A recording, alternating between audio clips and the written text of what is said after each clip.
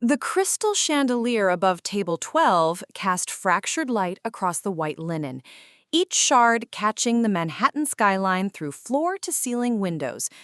15 years ago, Daniel had proposed to me at this very table at Le Bernardin, the ring hidden beneath a silver cloche that the sommelier lifted with theatrical flair.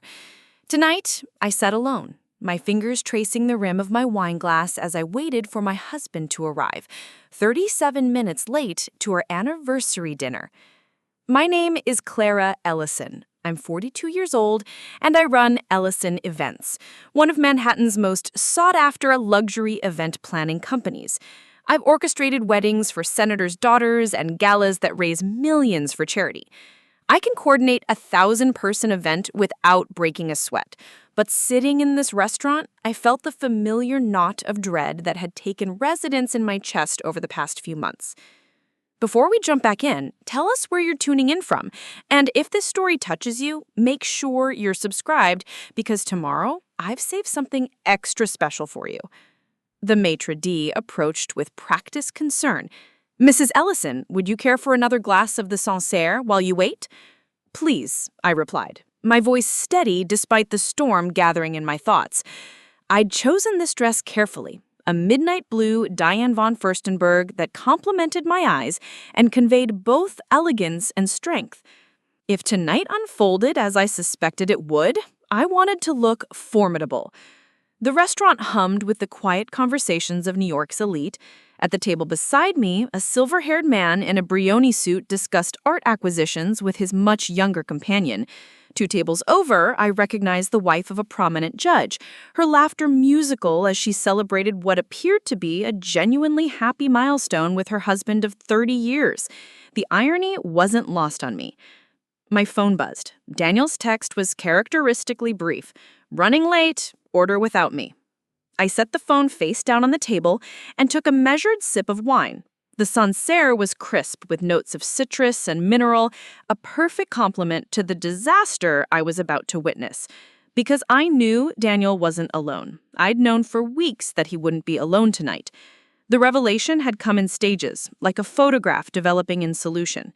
First, the unexplained charges on our shared American Express, expensive dinners at restaurants we'd never visited together, jewelry purchases from Tiffany that never found their way to me, hotel rooms booked during business trips that lasted longer than any legitimate meeting should. Then came the behavioral changes. Password-protected phone, late nights at the office that never correlated with any projects I knew about, and an emotional distance that had grown from a crack to a chasm. But it was the perfume that confirmed everything. Not mine, a cloying floral scent that clung to his shirts and the passenger seat of his BMW. When I'd casually asked about it, he blamed it on a client meeting, his eyes not quite meeting my own as he spoke. The elevator doors across the restaurant opened, and Daniel stepped out, his confident stride immediately recognizable. He wore the charcoal Tom Ford suit I'd given him for his birthday, his silver hair perfectly styled despite the October wind outside. But he wasn't alone. The young woman beside him couldn't have been more than 26, her honey blonde hair cascading over her shoulders in carefully styled waves. She wore a cream-colored dress that hugged her figure and revealed the subtle curve of her belly, perhaps 4 months along if I had to guess. Her jewelry caught the light. Diamond earrings, a tennis bracelet, and a necklace that I recognized because I'd seen the charge for it on our credit card statement 3 weeks ago. This was Sabrina Holt, though Daniel had no idea I knew her name, her Instagram handle, her aspirations to become a fashion influencer, or the fact that she'd been documenting their relationship in carefully cropped photos that never quite showed his face, but clearly displayed the expensive gifts he'd been lavishing on her with my money. Daniel's eyes found mine across the restaurant, and his expression shifted into something I'd never seen before, a mixture of defiance and cruel satisfaction. He placed his hand on the small of Sabrina's back, guiding her toward our table with the confidence of a man who believed he held all the cards. "Clara," he said as they approached, his voice carrying that particular tone he used when he was about to deliver what he considered devastating news. "I'd like you to meet Sabrina." Sabrina's eyes darted between Daniel and me, uncertainty flickering across her features. Up close, she was even younger than I'd estimated, her makeup expertly applied but unable to disguise the nervous flush creeping up her neck. She clutched a small Hermes purse, another purchase I'd traced back to our account. "Hello, Sabrina," I said, my voice pleasantly neutral as I gestured to the empty chairs. Daniel pulled out Sabrina's chair with theatrical gallantry before settling into his own seat across from me. The waiter materialized instantly, pouring water and presenting menus that none of us would need. "I suppose you're wondering why I brought Sabrina tonight," Daniel began, his fingers drumming across the table in the way they always did when he was nervous but trying to project confidence. "Not particularly," I replied, reaching for my wine glass, "but I'm curious to see how you plan to handle this." His eyebrows rose slightly. My calm response clearly wasn't what he'd expected. Sabrina shifted uncomfortably in her seat, her gaze fixed on the table setting as if studying the placement of each piece of silverware. Daniel leaned back in his chair, his mouth curving into what I could only describe as a smirk. "Well, then I'll cut to the chase. Sabrina's pregnant, Clara. We're having a baby." The words hung in the air like smoke. Around us, the restaurant continued its elegant rhythm, servers gliding between tables, wine being poured, conversations flowing in hushed, expensive murmurs. But at our table, time seemed suspended. "Congratulations," I said finally, my tone so even it could have been discussing the weather. "When are you due, Sabrina?" The young woman's head snapped up, surprise evident in her wide blue eyes. March," she stammered. "Early March." "How lovely. Spring babies are supposed to be optimistic, aren't they?" I took another sip of wine, savoring both the taste and Daniel's growing confusion. This wasn't the script he'd prepared for. "Clara," Daniel said, his voice taking on an edge of irritation, "I think you're missing the point here. Sabrina and we're together. This changes everything." "Oh, I understand completely. You've been having an affair, she's pregnant, and you've brought her to our anniversary dinner to what, exactly? Humiliate me?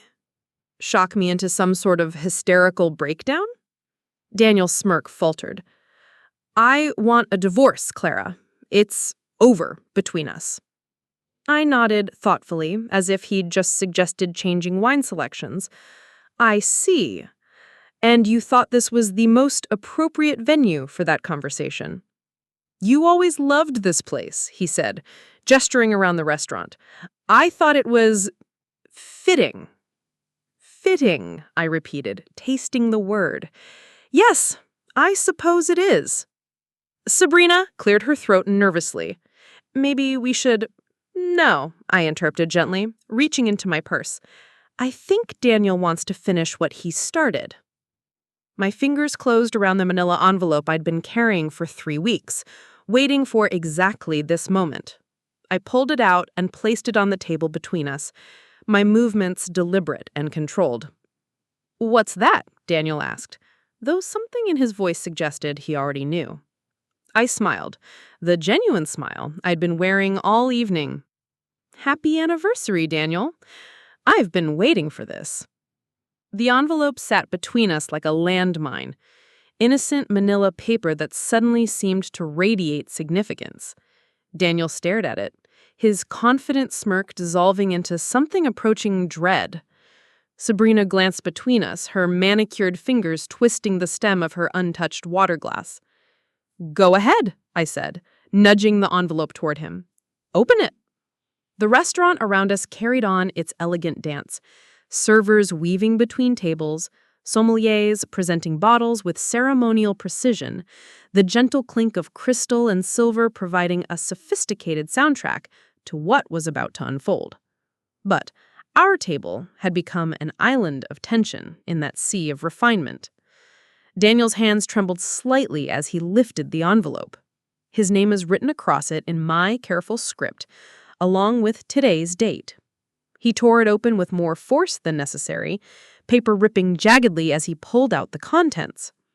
I watched his face as he read, cataloging each micro-expression. the initial confusion as he processed the legal terminology, the dawning comprehension as he realized what he was holding, the pale shock as the implications settled in. "Divorce papers," he said, his voice barely above a whisper. "Filed and ready," I confirmed, taking a leisurely sip of my Sancerre. "I just need your signature to make it official." Sabrina leaned forward, trying to read over Daniel's shoulder. "Filed? When did you— How long have you— 3 weeks ago. My attorney, Rachel Mendoza, is quite thorough. She's also a bulldog when it comes to protecting her client's interests." Daniel's eyes darted across the pages, his face growing paler with each line. You're claiming adultery, emotional distress. You're asking for— He stopped, his voice catching. 50% of all marital assets, including your trust fund distributions, yes. Plus alimony, since I've been supporting your lifestyle for the better part of our marriage. And before you object, Rachel assures me the prenup you insisted on is invalid due to your breach of the fidelity clause. The color drained completely from his face. "Clara, you can't be serious. We can work this out. We can—" Can we? I interrupted, my voice carrying the steel that had built my business empire. Can we work out the fact that you've been systematically draining our joint accounts to finance your affair? The hotel rooms? The jewelry? I gestured toward Sabrina's necklace. The Tiffany tennis bracelet that cost $8,000? Sabrina's hand flew to her throat, touching the necklace as if it had suddenly become radioactive. You know about that? I know about all of it, sweetheart. Every restaurant, every gift, every lie. Did you really think I wouldn't notice $43,000 in unexplained charges over the past 6 months? Daniel set the papers down with exaggerated care, as if they might explode. "This is insane, Clara. You're being vindictive." "I'm being practical," I corrected, "something I learned from 15 years of marriage to you. You see, while you were busy playing house with your pregnant girlfriend, I was busy protecting myself." Around us, I could sense other diners beginning to notice our conversation. The couple at the adjacent table had gone silent, their heads tilted slightly in our direction. The maître d'eau hovered near the wine station, his professional smile tight with concern. "You want to know the truly beautiful part?" I continued, my voice never rising above conversational level. "I've been documenting everything, every suspicious charge, every late night, every lie. Rachel has a file 3 inches thick. Your father's trust fund that you're so protective of, the one that's been subsidizing your lifestyle, it explicitly prohibits distributions during any period of marital infidelity." Daniel's face went from pale to gray. "You spoke to my father's attorneys?" "I didn't have to. It's all in the trust documents you never bothered to read carefully. Paragraph 12, subsection 4. Rachel found it fascinating reading." I leaned forward slightly. "Adultery voids your access to the trust for a period of no less than 2 years. Maybe you should have spent less time playing sugar daddy and more time understanding your own financial instruments." Sabrina looked like she might be sick. "Daniel, you said you had money. You said we could—" "I do have money," he snapped, but his voice lacked conviction. "No," I said gently. "You have access to money. My money, which you've been stealing, your trust fund money, which you've just forfeited. There's a significant difference." The server approached our table with practiced caution. "Is everything satisfactory this evening?" "Actually," I said, standing and smoothing my dress, "I think we're finished here." I pulled $200 from my wallet and placed it on the table. "This should cover our drinks and any inconvenience." Daniel reached for my arm. "Clara, wait, let's talk about this reasonably." I stepped back, beyond his reach. "We are talking about it reasonably. You wanted a divorce, Daniel? Congratulations, you're getting one. The papers detail everything you need to know. You have 30 days to respond through your attorney. And if I contest it?" My smile was sharp as broken glass. "Then Rachel gets to present all that evidence I mentioned to a judge, including the photographs." His face went white. "What photographs?" the ones from the Carlisle Hotel, from Meridian, from that charming little bed and breakfast in the Hamptons where you spent last weekend. I gathered my purse, my movements unhurried and precise. You're not as discreet as you think you are, darling. Preparing and narrating this story took us a lot of time, so if you are enjoying it, subscribe to our channel. It means a lot to us. Now back to the story. Sabrina had gone completely silent, her face a mask of dawning horror as she realized the extent of what she'd walked into. "One more thing," I said, turning back to address her directly. "The apartment Daniel's been promising you, the one on the Upper East Side, it's in my name. The lease expires next month, and I won't be renewing it." With that, I walked away from the table, my heels clicking against the marble floor, with the confidence of a woman who had just reclaimed her life. Behind me, I could hear Daniel's voice rising in panic, Sabrina's hushed questions, the gentle murmur of other diners pretending not to watch the drama unfold. The maître intercepted me near the elevator. "Mrs. Ellison, I do hope everything was satisfactory." "Perfect," I said, meaning it. "Absolutely perfect." 6 months earlier, the first crack appeared on a Tuesday morning in April, hidden in the mundane ritual of checking our credit card statement while my coffee brewed. I stood in our Park Avenue kitchen, Still in my silk robe, scrolling through charges on my phone with the practiced efficiency of someone who'd built a business on attention to detail. Most of the entries were familiar: my dry cleaning, Daniel's gym membership, groceries from Dean and DeLuca, a charge from my favorite florist for the centerpieces I'd ordered for the Morrison anniversary party. But there, nestled between a payment to our housekeeper and my monthly car service, was something that made me pause. Le Coucou, $347.52.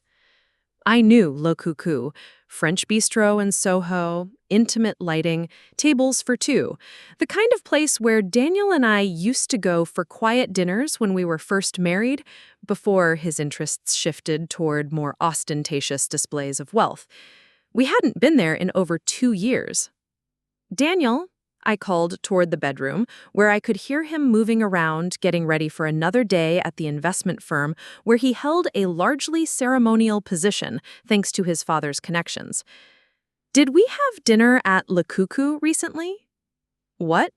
His voice carried the distracted tone of someone juggling multiple tasks. "Le Coucou, there's a charge here for $347. A pause. Just long enough to be noticeable. "Oh, that. Client dinner last week. Richardson from Goldman." I frowned at my phone.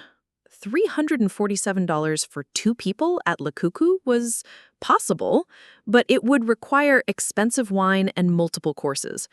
Daniel's usual client dinners rarely exceeded $200, and he typically chose more conventional venues, steakhouses in Midtown where aging Wall Street types felt comfortable. "Must have been quite the dinner," I said, keeping my tone light. "You know how these things go," had to impress him. But Richardson from Goldman was a 30-year veteran who'd been managing institutional investments since before Daniel was born. The man ate lunch at the same deli every day and drove a 10-year-old Honda Civic because he found status symbols wasteful. He would have been more impressed by a hot dog cart than a trendy French bistro. I made a mental note to ask Daniel about it later, then forgot completely when my assistant called with a crisis involving the Steinberg wedding. The florist had mixed up the delivery dates, and we had 200 white orchids arriving a week early. The second crack appeared 3 days later. I was in my office at Ellison Events, reviewing vendor contracts for an upcoming charity gala, when my phone buzzed with a text from Daniel. "Working late tonight, don't wait up." This had become increasingly common over the past month. Late nights at the office, weekend conferences, sudden business trips that seemed to multiply like viruses. I'd attributed it to the usual pressures of his work, though I couldn't shake the feeling that something had shifted in the rhythm of our marriage. That evening, I found myself alone in our apartment with a bottle of wine and takeout from our favorite Thai place. I'd ordered enough for 2 out of habit, and the extra container sat on the counter like an accusation. This was the 3rd time this week I'd eaten dinner alone. I was cleaning up when my phone rang. Rachel Mendoza, my college roommate turned family law attorney, her voice bright with Friday night energy. Clara, please tell me you're free for lunch tomorrow. I have gossip that will make your week. Always, I said, settling onto our white leather sofa with the remainder of my wine. What kind of gossip? The kind involving your husband and a very interesting woman I saw him with at the Standard today. What do you mean, interesting? Young, blonde, expensive handbag. They were having what looked like a very intimate conversation in the lobby bar. Lots of hand-touching, serious eye contact. I almost said hello, but something about their body language told me I'd be interrupting something Daniel wouldn't want his wife's best friend witnessing. I set down my glass with deliberate care. You're sure it was Daniel? Clara, I've known your husband for 15 years, I'm sure. We made plans for lunch the next day, but I spent that night staring at the ceiling, my mind racing through possibilities. A client meeting that had run long, a colleague's wife or girlfriend joining them for drinks, a perfectly innocent explanation that would make me feel foolish for even considering alternatives. But when Daniel came home at 2 a.m, reeking of perfume that wasn't mine and with lipstick on his collar that he clearly hadn't noticed, I knew the cracks in our marriage were about to become chasms. I pretended to be asleep as he stumbled through his nighttime routine, my heart hammering against my ribs as I listened to him brush his teeth and settle into bed beside me. For the first time in our marriage, the space between us felt like an ocean. The third crack, the one that shattered any remaining illusions, came 2 weeks later at the Morrison anniversary party. I was orchestrating the evening with military precision, ensuring every detail met my exacting standards. The Morrisons had been married for 40 years, and their children had spared no expense in celebrating their parents' milestone. The ballroom at the plaza gleamed with crystal and candlelight. Servers moved like dancers through the crowd of Manhattan's social elite, and everything was unfolding exactly as I'd planned. I was discussing the timing of the champagne toast with the catering manager when I spotted Daniel across the room, deep in conversation with a young woman I didn't recognize. She was stunning in an obvious way. Long blonde hair, a red dress that showcased her figure, jewelry that caught the light with every gesture. But it wasn't her beauty that made my chest tighten with recognition. It was the way Daniel was looking at her, leaning in close to speak directly into her ear, his hand resting possessively on her lower back. It was the same way he'd looked at me 15 years ago, when we were new and everything felt possible. I watched them for 20 minutes, noting how she laughed at everything he said, how he kept refilling her champagne glass, how they seemed to exist in their own private bubble despite being surrounded by 200 other guests. When she excused herself to the ladies' room, I followed. Enjoying the party? I asked as she touched up her lipstick in the mirror. It's gorgeous, she said, her voice carrying a slight breathlessness that suggested she'd been drinking steadily. You must be Mrs. Morrison's daughter. This whole thing is like something out of a fairy tale. Actually, I'm the event planner, Clara Ellison. Her face changed instantly, the friendly smile freezing into something resembling panic. Oh, nice to meet you. And you are? Sabrina Holt. She fumbled with her lipstick, nearly dropping it in her nervousness. How do you know the Morrisons, Sabrina? A friend brought me. Daniel Ellison. He said he knew the family. The room seemed to tilt slightly. Daniel's my husband. The lipstick slipped from her fingers, clattering onto the marble floor. Oh God, I'm so sorry. He never said he was married. But even as she stammered her apologies, I could see the truth in her eyes. She'd known. Maybe not at first, but she'd known for weeks, maybe months. The guilt was written across her face like a confession. I picked up her lipstick and handed it back to her, my movements calm despite the hurricane building in my chest. How long have you been seeing my husband, Sabrina? I can't. I should go. Yes, I agreed, my voice steady as stone. You probably should. After she left, I stood alone in the ladies' room, staring at my reflection in the gilt-framed mirror. My makeup was perfect, my smile serene, my posture poised. No one would ever guess that my marriage had just crumbled into ash and memory. But beneath that composed surface, a plan was already beginning to form. Because if Daniel thought he could humiliate me, steal from me, and toss me aside for a younger woman, he had severely underestimated exactly who he was dealing with. I returned to the party and spent the rest of the evening being the perfect hostess, orchestrating a flawless celebration while my husband flirted openly with his mistress just 20 feet away. When the Morrisons made their toast for 40 years of marriage, I smiled and applauded, already planning the dissolution of my own. The morning after the Morrison anniversary party, I woke before dawn, my body operating on the kind of hyper-alert energy that follows profound revelations. Daniel slept beside me, oblivious to the seismic shift that had occurred in our marriage the night before. His breathing was deep and even, the sleep of someone whose conscience remained untroubled by betrayal. I slipped out of bed and padded to my home office, closing the door with the kind of careful silence I'd perfected during 15 years of early morning work sessions. The city was still dark beyond my windows, but I felt more awake than I had in months. Clarity, I realized, was an extraordinary stimulant. My laptop screen cast blue light across my face as I opened a new folder and labeled it simply D. Then, I began the methodical work of building my case. Credit card statements first. I downloaded 6 months of charges, creating a spreadsheet that would have impressed my most detail-oriented clients. Each suspicious transaction got its own line. Restaurant charges when Daniel claimed to be working late, hotel rooms during supposed business conferences, purchases from jewelry stores and boutiques that never benefited me. The pattern was damning in its consistency. Every Tuesday and Thursday for the past 3 months, Daniel had charged lunch at expensive restaurants across Manhattan. Always for 2 people. Always during times when he told me he was in back-to-back meetings. The amounts were significant. $200, $300, sometimes more. This wasn't grabbing a sandwich between appointments. This was courtship, conducted with my money. By 7 a.m., I had documented over $40,000 in unexplained charges.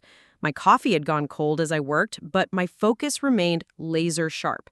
Each entry was a small betrayal, but together they formed a mosaic of systematic deception that would make any divorce attorney salivate. My phone buzzed with a text from Rachel. Early yoga class canceled. Coffee instead. I have updates on yesterday's mysterious blonde. 20 minutes later, we sat in our usual corner booth at Sarabeth's, the morning light filtering through tall windows as Rachel studied my laptop screen with the intensity of a surgeon examining x-rays. Jesus, Clara, he's been busy. She scrolled through my spreadsheet, her expression growing darker with each line. This isn't just an affair, this is financial infidelity on an epic scale. That's what I thought. I sipped my latte, savoring its warmth against the chill that had settled in my bones. The question is, what do I do with it? Rachel leaned back in her chair, her mind already working through legal strategies. We'd been friends since Columbia, where she'd been the one person who could match my work ethic and exceed my ruthlessness when necessary. She'd built her family law practice on the principle that wealthy men who cheated on their wives deserved to pay for the privilege. First, we protect your assets. If Daniel realizes you're onto him, he might try to move money around or claim business expenses. How much do you have in individual accounts? About $300,000 in my business account, another $100 in personal savings, but most of our liquid assets are joint. We need to change that today. She pulled out her phone, scrolling through her contacts. I know a financial advisor who specializes in pre-divorce asset protection, completely legal, completely discreet. We'll set up new accounts and start moving your money to safety. The thought of actively preparing for divorce should have felt overwhelming, but instead it filled me with the same focused energy I brought to my most challenging events. This was just another project requiring careful planning and flawless execution. "What about the trust fund?" I asked. Rachel's smile was sharp as a blade. "That's the beautiful part. I did some research after I saw Daniel yesterday. The Ellison Family Trust has a morality clause dating back to his grandfather's generation. Any distributions cease immediately upon evidence of adultery, and the offending party forfeits access for a minimum of 2 years." Are you serious? Deadly serious. His great-grandfather apparently had strong feelings about family honor. The language is archaic, but legally bulletproof. She leaned forward, her eyes bright with the thrill of a complex case. "Clara, if we can prove adultery, we don't just get you a fair divorce settlement, we get you everything, and we leave Daniel with nothing but his salary and whatever money he can borrow." Over the next 2 hours, we crafted a strategy with military precision. Rachel would begin drafting divorce papers immediately, citing adultery and seeking maximum damages for emotional distress and financial misconduct.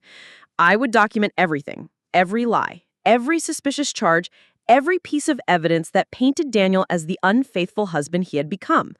"I need you to hire a private investigator," Rachel said as we gathered our things to leave.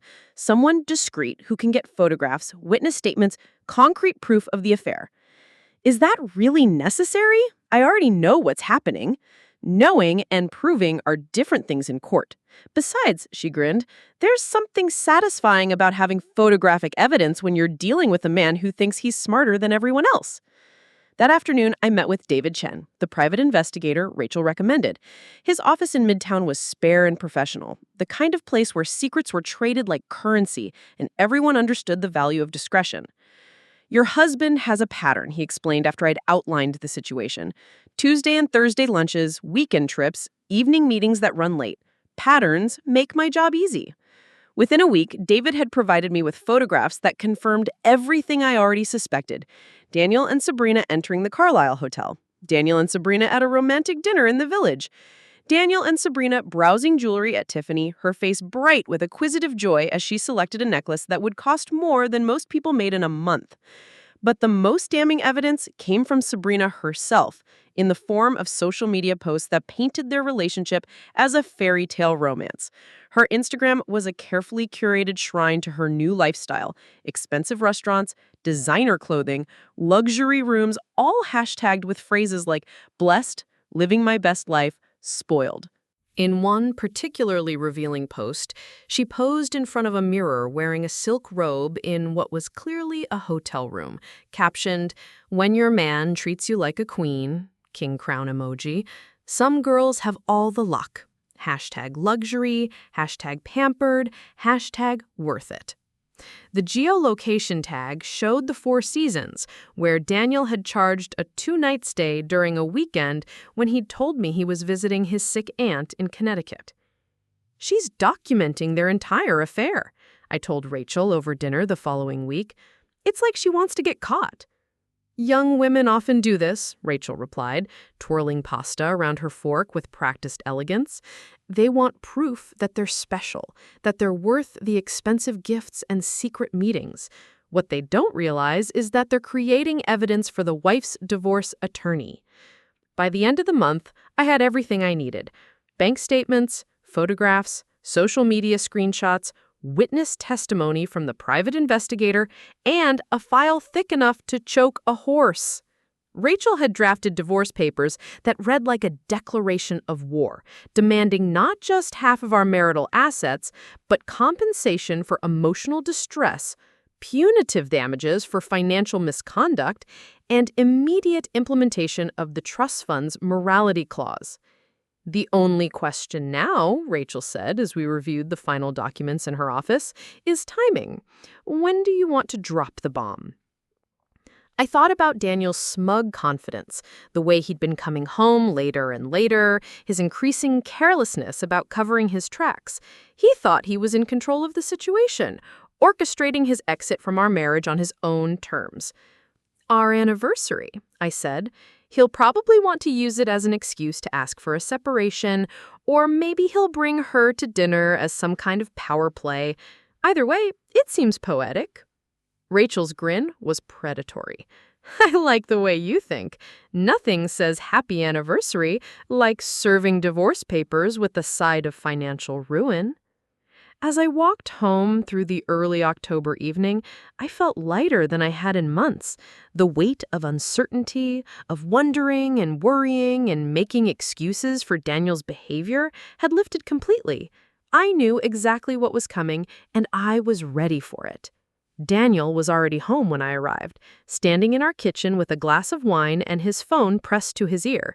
He was laughing at something the caller had said, his voice warm with the kind of intimacy that used to be reserved for me. "I have to go," he said as I entered the room. "Clara just got home. I'll call you later." "Important call?" I asked, hanging my coat in the closet with deliberate calm. "Just work stuff. You know how it is." But I knew it wasn't work. I knew exactly who he'd been talking to, just as I knew about the hotel reservation he'd made for the following weekend and the jewelry store appointment he scheduled for Thursday afternoon. Knowledge, I was learning, was its own form of power. "How was your day?" he asked, the question casual and automatic. "Productive," I replied, pouring myself a glass of wine. "Very productive indeed." Over the following weeks, as I continued building my case with methodical precision, I found myself studying Sabrina Holt with the same analytical attention I brought to understanding my most demanding clients. She had become more than just the other woman. She was a puzzle I needed to solve, a variable in the equation of my marriage's destruction. Her social media presence told a story of ambition wrapped in insecurity, of someone desperately trying to convince the world, and perhaps herself, that she'd landed in the life she'd always deserved. Her Instagram feed read like a manual for gold digging, each post more revelatory than the last. There was the photo of her manicured hands holding a champagne flute at Le Bernardin, captioned, "Some people are born lucky, others create their own luck." The location tag and timestamp confirmed it was from one of Daniel's supposed client dinners. Another showed her reflection in the mirror of our Park Avenue apartment's guest bathroom, a space I now realized Daniel had been using for their afternoon encounters while I worked late at the office. She wore nothing but a silk slip and Daniel's Columbia MBA ring on a chain around her neck, with her caption reading, "Home is wherever you're loved. #blessed, #myplace, #happiness." The audacity was breathtaking. She had been in my home wearing my husband's ring, photographing herself in my bathroom and posting it for her 14,000 followers to see. It was violation layered on violation, but it was also evidence that would play beautifully in court. But her YouTube channel provided the most insight into who Sabrina Holt really was beneath the designer clothes and carefully applied makeup. She'd been posting weekly videos for the past year, chronicling her journey to success with the earnest desperation of someone who believed fame was just one viral moment away. I spent an evening watching her videos, taking notes like a researcher studying a new species. The early content was pathetically amateur. Makeup tutorials filmed in what appeared to be a studio apartment in Queens, fashion hauls featuring clothes from Target and H&M, lifestyle advice from someone who clearly had no life worth envying. But around 6 months ago, the production quality had jumped dramatically. Professional lighting, a backdrop that suggested a much more expensive apartment, designer clothes that represented a significant upgrade from her previous wardrobe. The timing coincided perfectly with Daniel's sudden increase in mysterious expenses. "Hey, beautiful people," she chirped in her most recent video, twirling in a dress I recognized as Stella McCartney from the Madison Avenue boutique. "I know you've been asking about my recent glow-up, and I'm so excited to share that I've been blessed with someone very special in my life who believes in investing in my dreams." She went on to gush about her amazing boyfriend, who was so successful and generous, and who really sees my potential. She was careful never to show his face or mention his name, but there were telltale details for anyone paying attention. The corner of a familiar watch in one shot, the edge of Daniel's Columbia class ring in another, the distinctive sound of his laugh off camera. "Some people might call me lucky," she continued, examining her reflection in what I now knew was the mirror of our bedroom. "But I prefer to think of it as knowing my worth. I deserve to be cherished and spoiled by someone who appreciates what I bring to his life. And trust me, ladies, when you find that person, everything changes." The comments section was a mix of envy and encouragement from other young women hungry for the lifestyle she was flaunting. "Goals! You deserve it, girl! Living your best life! Can't wait to meet Mr. Right." What struck me most was not her materialism. That was predictable enough. But her genuine belief that she was somehow special, that Daniel's attention and money were validation of her inherent worth, rather than evidence of his moral bankruptcy and my marital assets being liquidated. She posted workout videos from expensive fitness classes, restaurant reviews from meals that cost more than most people's weekly groceries, and shopping hauls featuring items that I could trace back to charges on our credit cards. Each post was a breadcrumb leading back to my husband's infidelity, documented with the meticulous care of someone building a case against herself. But it was her pregnancy announcement video that revealed the depth of her delusion about their relationship. "I have the most incredible news to share with all of you," she said, her hands resting on her still flat stomach as she sat in what I recognized as the chair from Daniel's downtown office. "I'm gonna be a mommy, and my amazing partner is so excited to start this new chapter of our lives together." She spoke about their future with the confidence of someone who believed she'd won the ultimate prize, describing plans for a nursery and their new place, and hinting at wedding bells on the horizon. She thanked her followers for their support and promised that this was just the beginning of their fairy tale life together. What she didn't know, what Daniel apparently hadn't bothered to tell her, was that the new place she was envisioning existed only in her imagination. The apartment he'd been promising her was a fantasy, just like the life he'd been dangling in front of her like a carrot. I found myself feeling an unexpected pang of sympathy for her. She was young, naive, and clearly from a background where Daniel's lifestyle seemed impossibly glamorous. Her posts from before their relationship showed someone working retail jobs and sharing tiny apartments with roommates, someone for whom dinner at Le Bernardin represented unimaginable luxury.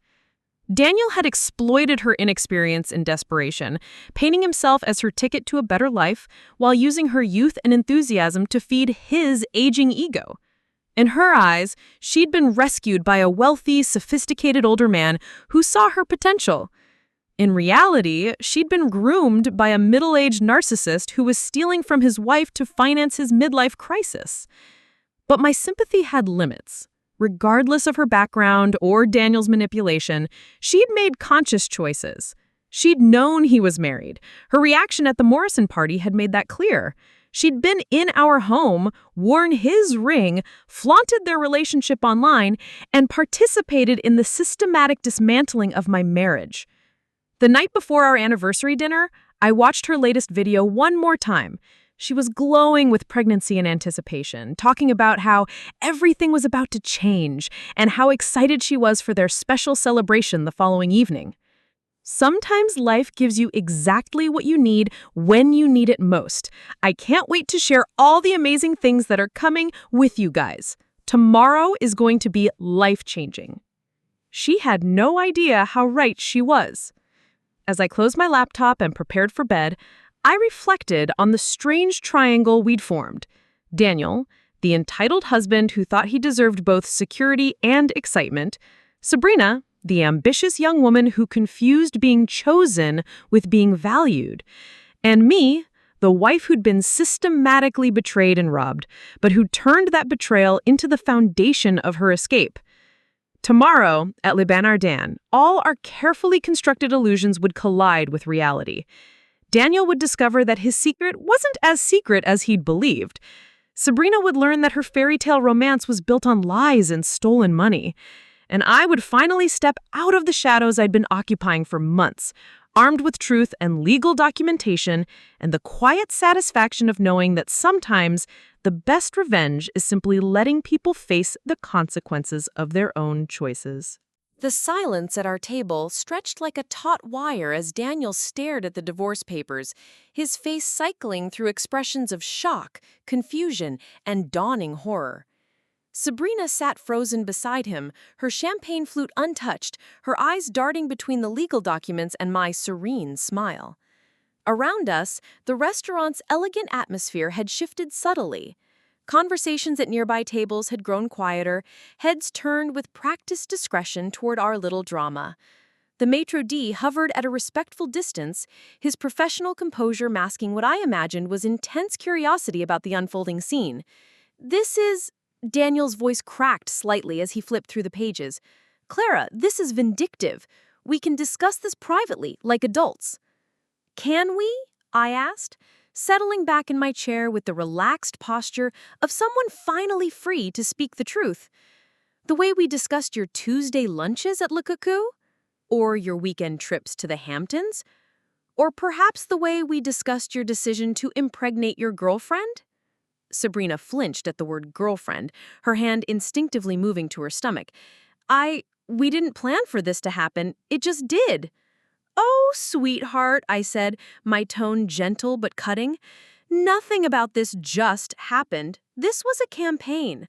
A very expensive, very deliberate campaign, funded entirely by my money." I gestured toward her jewelry, each piece catching the light like evidence in a courtroom. "That necklace? Tiffany, $8,000 charged to our joint account on September 15th. The earrings? Harry Winston, $12,000 September 22nd. The bracelet you're wearing cost more than most people make in 6 months." Daniel's hands tightened on the papers. "Clara, please, this isn't the place." "Isn't it?" I interrupted, my voice never rising above conversational level but carrying clearly in the hushed atmosphere. "You chose this place, Daniel. You chose our anniversary dinner as the venue for your grand revelation. I'm simply responding in kind." A couple at the adjacent table had given up all pretense of not listening, their own conversation forgotten as they watched our domestic theater unfold. The woman, elegant in her 60s with silver hair and perfect posture, caught my eye and gave an almost imperceptible nod of approval. "You want to know the truly spectacular part of all this?" I continued, pulling my phone from my purse and scrolling to Sabrina's social media accounts. "Your girlfriend has been documenting your entire affair online. Every meal, every gift, every intimate moment, all preserved for posterity and, more importantly, for my divorce attorney." I turned the phone toward Sabrina, showing her one of her own Instagram posts. The color drained from her face as she recognized the image, herself in our guest bathroom, wearing Daniel's ring captioned with hearts and declarations of being home. "That's my bathroom, by the way, in my apartment, the one you've been treating like your private photography studio." I mean, Sabrina's composure crumbled completely. "Daniel, you said she wouldn't find out. You said she was busy with work and didn't pay attention to..." "To what, Daniel?" snapped, his mask of control finally slipping. "To my life? To our marriage? Jesus, Sabrina, why would she what?" I interjected smoothly. "Document the lavish lifestyle you've been providing her? Show off the expensive gifts you've been buying her? Share her happiness with her followers? Those are perfectly natural instincts for a young woman in love." I paused, letting the word love hang in the air like a challenge. "The question is, Daniel, how exactly did you plan to sustain this lifestyle once you left me?" His mouth opened and closed wordlessly, and I could see the moment the full implications of the divorce papers hit him. The asset division, the alimony demands, the trust fund morality clause, all of it adding up to financial ruin. "You can't take everything," he said finally, his voice desperate. "Half the assets, fine, but the trust fund, that's been in my family for generations. And it will continue to be in your family for generations, just not accessible to family members who violate the moral standards your great-grandfather established. Adultery is specifically mentioned in the documentation, Daniel. Paragraph 12, subsection 4. Perhaps you should have read the fine print before you decided to start playing house." Sabrina looked between us like a spectator at a tennis match, confusion and horror competing for dominance on her face. What does this mean? Daniel, what is she talking about? It means, I said, since Daniel seemed incapable of speech, that the money he's been spending on you, the dinners, the jewelry, the hotel rooms, the rent on whatever apartment he's promised you, all of it comes from sources that are about to dry up completely. I leaned forward slightly, my voice taking on the patient tone I used when explaining complex logistics to overwhelmed clients. You see, Sabrina, Daniel doesn't actually have independent wealth. His lifestyle is funded by 3 sources: our joint accounts, which are about to be frozen, his trust fund, which he's just forfeited through his adultery, and his salary from a job he obtained through his father's connections that may become strained once his moral failings become public knowledge. The young woman's face went ashen. But he said, the apartment, the plans we made. What apartment? Daniel's voice was sharp with panic. I never promised you an apartment. Yes, you did. You said once you left your wife, we'd get a place together on the Upper East Side. You showed me listings. I watched this exchange with the detached interest of someone observing a particularly dramatic scene in a play. The cracks in their relationship, invisible moments before, were now gaping chasms as reality intruded on their fantasy. The Upper East Side is expensive, I noted helpfully, particularly on a single salary, and Daniel's salary, while respectable, won't cover the lifestyle you've grown accustomed to. The designer clothes, the expensive restaurants, the jewelry, all of that was subsidized by my income and his trust fund. Daniel's face had gone from pale to gray. Clara, you can't do this. We can work something out. I'll contest the divorce. With what money? I asked. Legal fees for a contested divorce start around $50,000 and go up from there. Rachel Mendoza bills at $800 an hour, and she's very thorough. How exactly do you plan to finance that battle? The question hung unanswered as our server approached with obvious reluctance. Is everything satisfactory this evening? Perhaps you'd like to see the dessert menu? Actually, I said, standing and smoothing my dress, I think we're finished here, but thank you for the excellent service. I placed several $100 bills on the table, enough to cover our drinks and provided generous tip for the staff who'd witnessed our domestic implosion. This should take care of everything. Daniel made one last desperate attempt to salvage the situation. Clara, wait, let's talk about this privately. This doesn't have to be so public. I paused, my hand on my purse, and looked around the restaurant. Every table within earshot had gone silent, their occupants watching our drama with the rapt attention of audience members at a particularly dramatic scene in a play. Public, I repeated, my voice carrying just enough to reach the interested observers. Daniel, you brought your pregnant girlfriend to our anniversary dinner at the restaurant where you proposed to me 15 years ago. You announced your intention to divorce me in front of Manhattan's social elite. You made this public the moment you walked through those doors. I turned to address Sabrina, who sat slumped in her chair like a deflated balloon. A word in advice, dear. Next time you're documenting your affair on social media, you might want to check the backgrounds of your photos more carefully. That Columbia-class ring you've been wearing, it's engraved with our wedding date.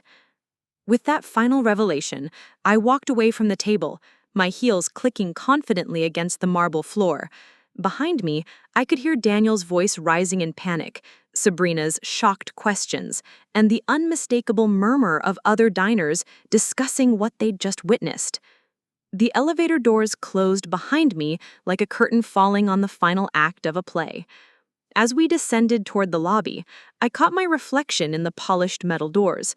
My smile was serene, my posture straight, my expression that of a woman who had just reclaimed her life.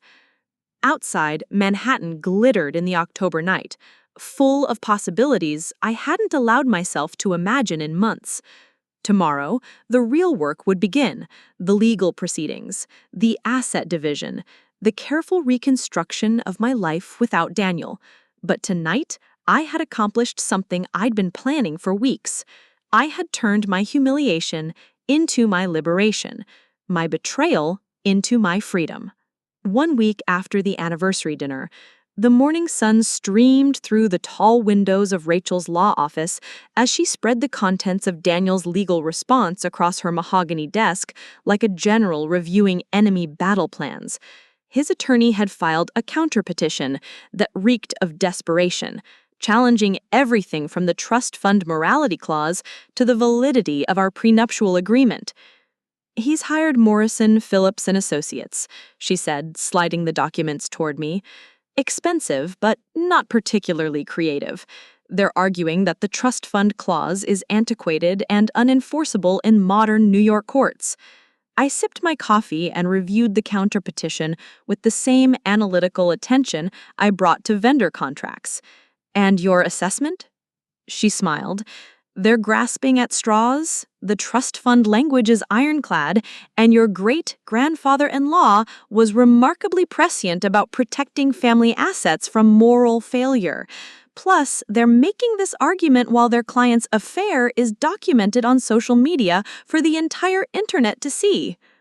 Within days of our anniversary dinner, news of Daniel's spectacular public humiliation had rippled through Manhattan's social circles with the velocity of wildfire. The story had everything New York's elite craved: money, betrayal, pregnancy, and a wronged wife who'd orchestrated the perfect revenge. By Thursday, I'd received calls from 3 different society reporters asking for comment. "Mrs. Ellison has no comment at this time," Rachel told them all, "but she looks forward to presenting the facts in court." The facts, as it turned out, were even more damaging than I'd initially realized.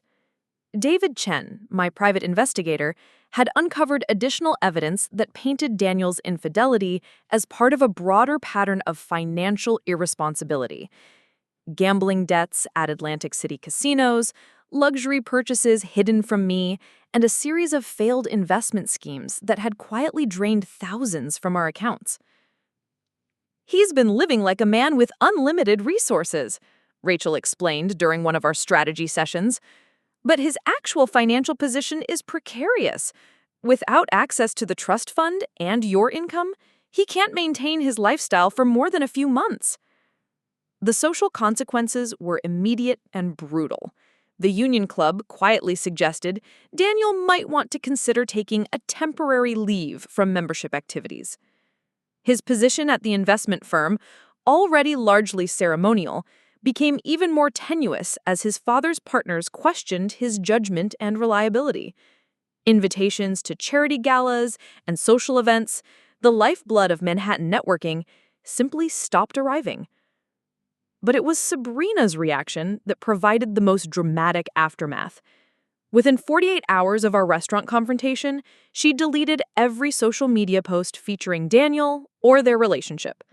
Her Instagram feed, once a shrine to their luxury romance, became a curated display of pregnancy wellness content and vague inspirational quotes about new beginnings and finding strength.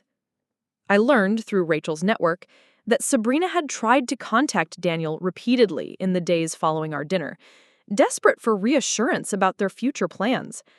But Daniel, facing the collapse of his financial empire and the scrutiny of New York society, had apparently decided that his pregnant girlfriend was a liability rather than an asset. "She's been calling his office every day," Rachel reported with barely concealed amusement. "His secretary has been instructed to tell her he's unavailable. Apparently, fairy tale romances lose their appeal when the prince turns out to be broke."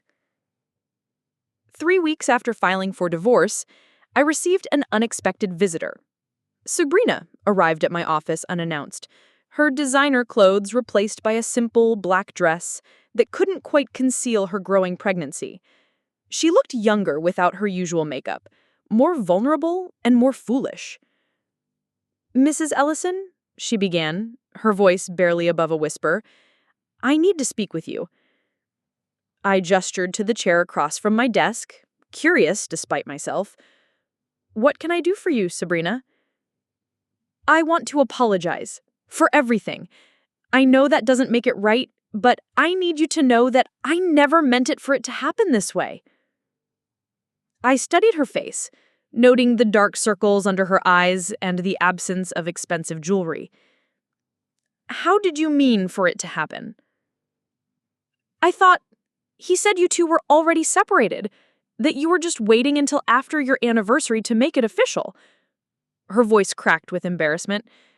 I know that sounds naive, but he was so convincing, and I wanted to believe him. And now? Now, he won't return my calls.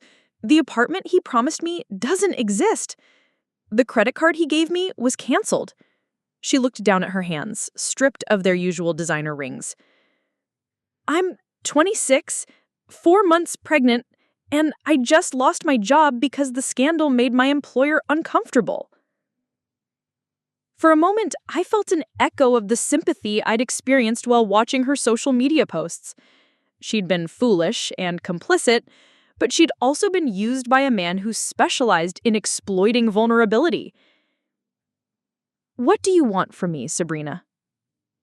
Nothing, she said quickly. I don't want anything. I just wanted you to know that I'm sorry and that I understand now what kind of man he really is. After she left, I sat alone in my office, reflecting on the wreckage Daniel had created.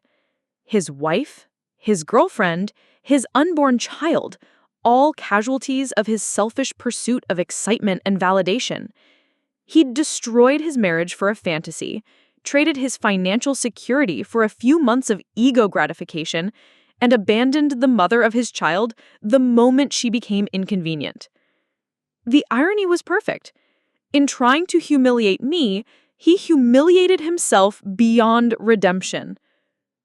6 weeks after the anniversary dinner, Evelyn Harper arrived at my Park Avenue apartment on a crisp November afternoon, carrying a bottle of vintage champagne and the kind of knowing smile that had made her Manhattan's most formidable philanthropist for the past 30 years.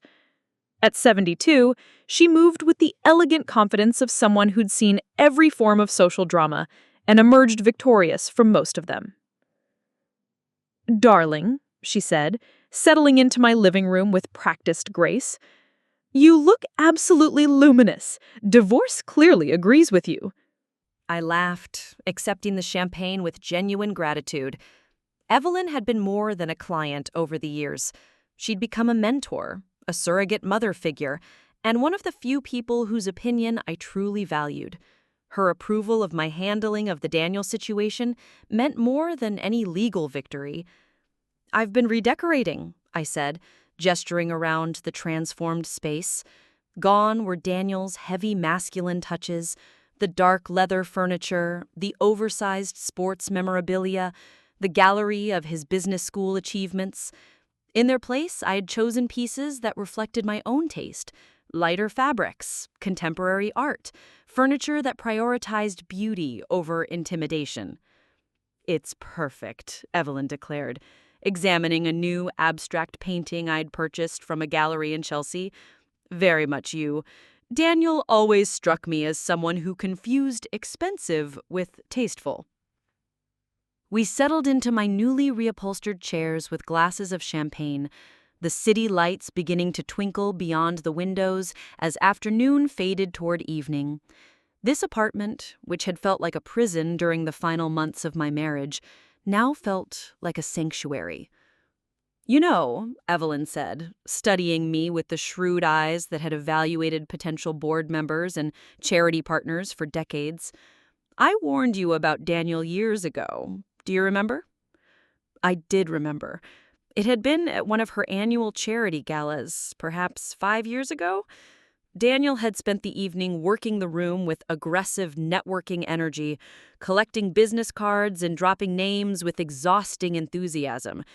Evelyn had pulled me aside during dessert. "Be careful of men who are always performing, darling.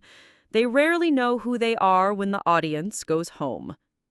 At the time, I'd dismissed her concerns as the paranoia of someone who'd witnessed too many society marriages implode. Now I realized she'd seen through Daniel's charm to the insecurity and entitlement beneath. You were right, of course, but I was so invested in making the marriage work, in proving that I could build a life with him despite our differences. You tried to love him into being better than he was, Evelyn said gently. It's a common mistake among capable women. We think if we just work hard enough, care deeply enough, we can transform the people we love. Over the following hours, she helped me process not just the end of my marriage, but the beginning of whatever came next. Her questions were probing but kind, designed to help me understand my own motivations and desires, rather than simply judge Daniel's failings. What do you want now, Clara? Not what you think you should want, not what would look good to others, but what you actually want for yourself. The question hung in the air as I considered my answer. For months, I'd been so focused on documenting Daniel's betrayal and protecting my financial interests that I had barely considered what my life might look like on the other side of divorce. Freedom, I said finally. Freedom to build something that's entirely mine, without having to consider whether it threatens someone else's ego or fits into their vision of what our life should be. And Ellison Events? Stronger than ever. Removing Daniel from the equation, his input, his connections, his need to be involved in every decision, has been liberating. I've signed 3 new clients just this month, including the Hartwell wedding that everyone has been competing for. Evelyn raised her glass in a toast. To liberation, then, and to the wisdom that comes from surviving betrayal with grace. As she prepared to leave that evening, Evelyn paused at the door with the expression of someone about to deliver hard-won wisdom. You know, darling, the thing about men like Daniel is that they never learn. He'll find another young woman to impress, make the same promises, repeat the same patterns. But that's his tragedy, not yours. You get to write a completely new story now. After she left, I walked through my transformed apartment, seeing it with fresh eyes. Every change I'd made, from the soft gray walls to the contemporary furniture to the collection of books I'd always wanted to display, represented a choice Daniel would have questioned or undermined. Now, surrounded only by things that reflected my own taste and values, I felt more like myself than I had in years. The next morning, I woke to find an email from Rachel with an update on our legal proceedings. Daniel's attorneys had requested a settlement conference, which she interpreted as a sign that their position was weakening. The trust fund morality clause was holding firm, and Daniel's financial situation was deteriorating rapidly. But what struck me most was my reaction to the news. 6 months ago, the thought of Daniel's financial ruin would have caused me distress. Now I felt only a distant satisfaction that justice was being served. The man who stole from me to finance his affair was facing the consequences of his choices. I was free not just from his betrayal, but from the need to fix, excuse, or compensate for his failures. For the first time in years, my energy belonged entirely to me. 3 months after the anniversary dinner, the call came from Margaret Thurston, a mutual acquaintance whose talent for social intelligence rivaled that of any intelligence agency. She'd run in our circles for 20 years, attending every important event and maintaining relationships with the discretion of the diplomat and the memory of an elephant. "Clara, darling," she began without preamble, "I thought you should know about Daniel." I was in my office, reviewing proposals for the upcoming Metropolitan Museum Gala, a contract I'd secured largely because Daniel's reputation could no longer open doors. The irony wasn't lost on me that my professional life was thriving precisely because I was no longer associated with his diminished standing. "What about Daniel?" I asked, though my tone suggested only polite interest rather than genuine concern. "He's taken a position at Henderson and Associates, the small firm downtown that handles mostly personal injury cases." Margaret's voice carried the particular cadence reserved for delivering especially delicious gossip. Apparently, his father's connections could only protect him for so long after the, shall we say, public nature of his personal difficulties. Henderson and Associates was several steps down from the prestigious investment firm where Daniel had enjoyed his largely ceremonial position. It was the kind of place where actual work was required, where results mattered more than family connections, where a man approaching 50 couldn't coast on charm and inherited privilege. And the salary? I asked, already knowing the answer would be a fraction of what he'd been earning. $60,000, according to Linda Patterson. Her nephew works there. Margaret paused for dramatic effect. Quite a change from his previous compensation, I imagine. After we ended the call, I reflected on how quickly Daniel's comfortable world had unraveled. The trust fund remained inaccessible, frozen by his violation of the morality clause. Our divorce settlement had awarded me the apartment, most of our investments, and ongoing alimony that further strained his reduced income. He'd moved into a studio apartment in Brooklyn Heights, a decent enough address, but a universal way from the Park Avenue luxury he'd taken for granted. But it was Sabrina's situation that provided the most dramatic illustration of how thoroughly their fairy tale romance had collapsed. Through Rachel's network of contacts, I learned that she had returned to her family in Ohio, her Instagram dreams of influencer stardom abandoned along with her relationship with Daniel. Her final social media post before disappearing from the internet entirely had been a photograph of a pregnancy test, captioned simply, "Sometimes the biggest blessings come from the most difficult times. Ready for this new chapter. #momlife, #blessed, #new beginnings." The comments section had been a mixture of support and speculation from followers who'd watched her glamorous lifestyle evaporate in real time. Many seemed genuinely confused about what had happened to her wealthy boyfriend and their planned life together. She'd never posted an explanation, never acknowledged the public humiliation at Le Bernardin, never admitted that the luxury lifestyle she'd flaunted had been built on lies and stolen money.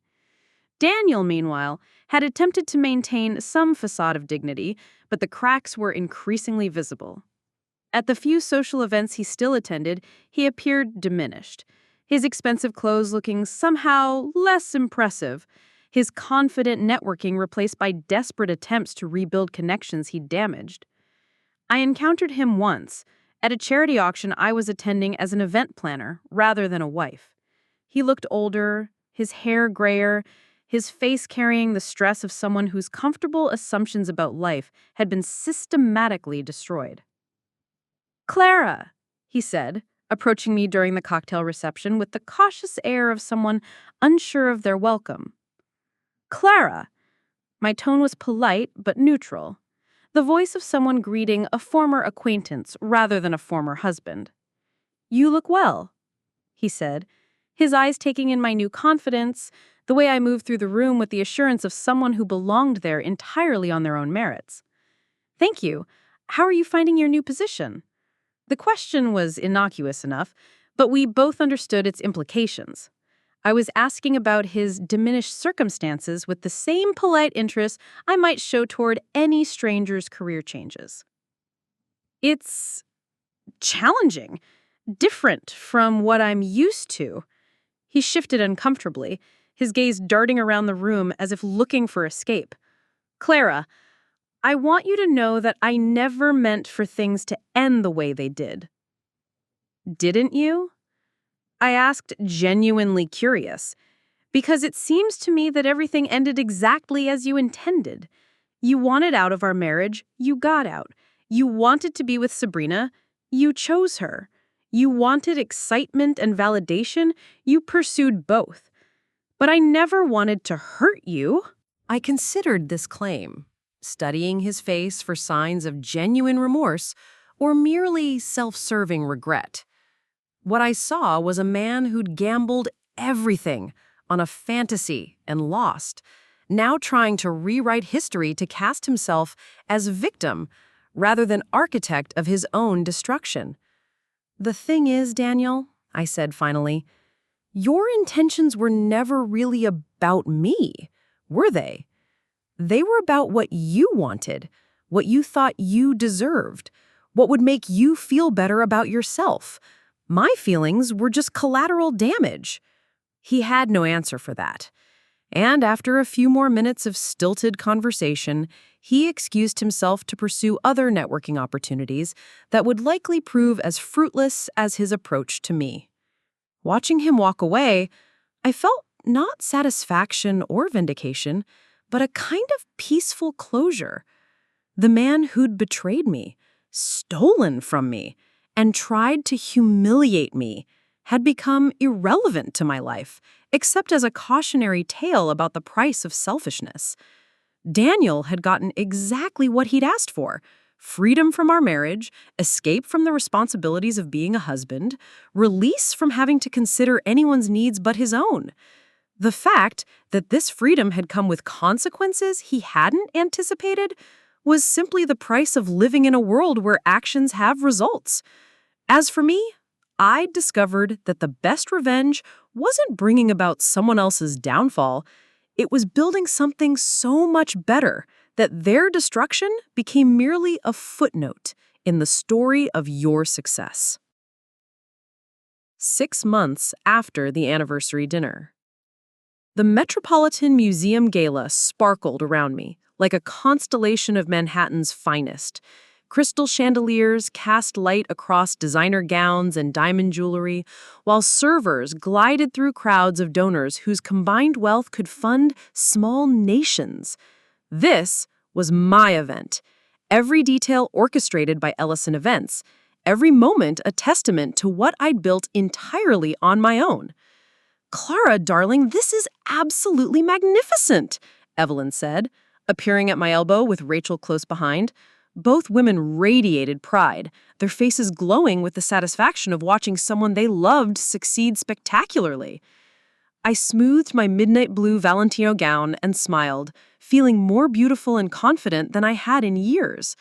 Around us, guests praised the evening's elegance, several already inquiring about my services for their own upcoming events. My calendar was booked solid through the next year. "To new beginnings," I said, raising my champagne glass as we stood together in the Temple of Dendor, surrounded by ancient stones and modern triumph, and to learning that sometimes the best revenge is simply becoming too successful to care about the people who tried to destroy you. We clinked glasses as Manhattan sparkled beyond the museum's windows, full of endless possibilities I was finally free to claim. Up next, you've got 2 more standout stories right on your screen. If this one hit the mark, you won't want to pass these up. Just click and check them out. And don't forget to subscribe and turn on the notification bell so you don't miss any upload from us.